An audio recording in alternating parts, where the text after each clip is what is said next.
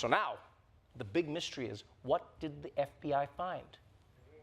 Well, according to Donald Trump's third favorite son, the only thing the FBI took was his heart. Trevor Noah opened by addressing one of the biggest political stories of the year, the FBI's search of Donald Trump's Mar-a-Lago estate during its investigation into classified documents. As supporters demanded answers about what agents had taken, Donald Trump Jr. rushed to defend his father, criticizing the search and portraying it as politically motivated.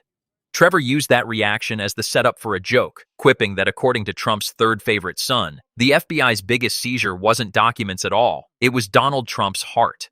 The punchline mocked the emotional response surrounding the investigation while highlighting just how quickly the search had become a political flashpoint. Even before investigators revealed the full scope of what had been recovered, the public debate had already exploded across television and social media. Dropped her keys on the table. Donald Trump was sitting in the living room, turned on the lights. Hi, Melania. I saw what you said about me on the news. It was very not nice. Trevor Noah then shifted to a lighter segment by imagining a fictional conversation between Donald Trump and Melania after she made public comments that generated media attention. In Trevor's version, Trump dramatically walks into the room, switches on the lights, and sarcastically complains that Melania hadn't been very nice to him on television. The exchange wasn't based on any real private conversation. It was a parody of the constant media fascination with the Trump's relationship. By exaggerating Trump's personality and the public's curiosity about their marriage, Trevor transformed a news story into a sitcom-style sketch, drawing laughs while poking fun at the speculation that often surrounds the former first family. Why did Trump say he called into Fox and Friends? Because it was Melania's birthday. Like, what does that mean? He's like, honey, I've got a great celebration planned for us today. I'm going to talk to some TV people while sitting on the toilet. Keeping the joke going, Trevor wondered what Donald Trump might write in a birthday card for Melania if he actually wrote one himself.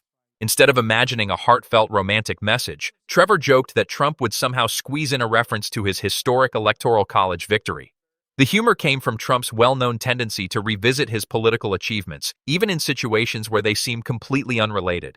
Trevor used the imaginary card to satirize what critics see as Trump's habit of making nearly every conversation about himself, turning an ordinary birthday greeting into another political campaign speech.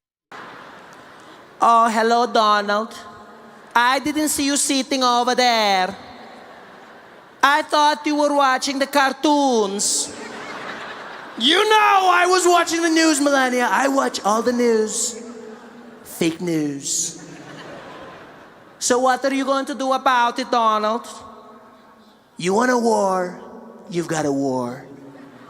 Trevor continued the parody by imagining Donald Trump watching television coverage and growing increasingly frustrated with negative headlines. In the sketch, Melania asks what he's going to do about it, prompting Trump to declare, "You want a war? You've got a war." The exaggerated scene poked fun at Trump's long-running battles with major news organizations and his frequent accusations of fake news. Rather than commenting on a specific event, Trevor used the fictional dialogue to highlight a pattern that has defined much of Trump's relationship with the media over the years. Also, I would pay anything to know what he wrote inside that card that he definitely didn't actually get. Like, roses are red, love is a mystery, I had a historic electoral college victory.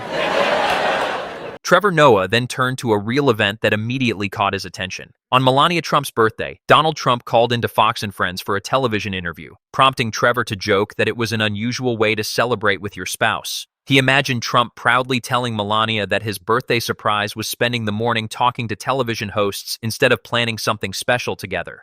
The former DOJ prosecutor who successfully prosecuted Ghislaine Maxwell for child sex trafficking and who was assigned to prosecute the case against Jeffrey Epstein before he died. She is now speaking out publicly. The tone shifted dramatically as Ben Meiselas focused on the Jeffrey Epstein investigation. He highlighted comments from former federal prosecutor Maureen Comey, who helped prosecute Ghislaine Maxwell for child sex trafficking and had also been assigned to the Epstein case before Epstein died in federal custody.